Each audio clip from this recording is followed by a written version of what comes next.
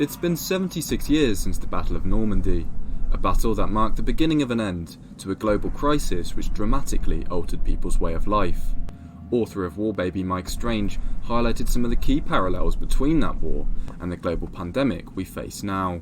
I was only a child on D-Day. I was born in 1938, so I was probably about 5, 6 years old. During the war, we used to spend quite a lot of time in a makeshift shelter that my dad had made, dug into a bank at the back of the house near a local farm, and we used to see these 1,000 bomber raids go overhead.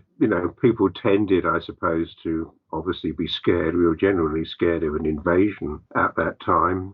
And because normal rules have been suspended in the way that they are at the moment, with the Chancellor's emergency budget and talk of the police taking action to prevent people assembling unlawfully, there was much more of that. There was much greater kind of feeling of collective solidarity, and it did actually level the social classes to some degree. There was some rather posh neighbours who had their own special shelter, and they asked villagers in. There was kind of cooperation across classes which hadn't occurred before the war to the same degree. In one way, it's odd because during the war, people often congregated in groups, and there was quite a big feeling of social solidarity. It's us against the dreaded Nazis.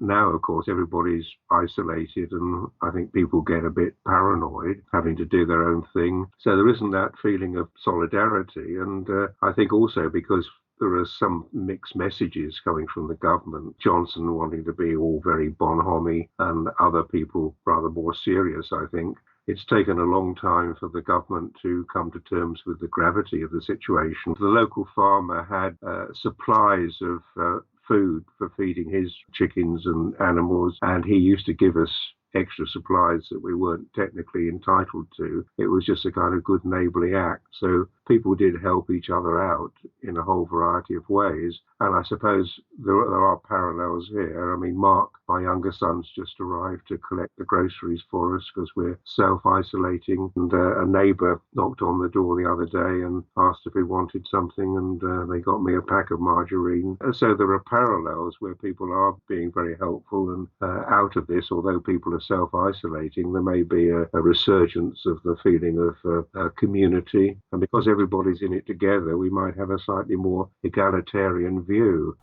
Wise words there from Mike, whose post-war optimism shines a light on what we can hope for once this crisis has finally ended.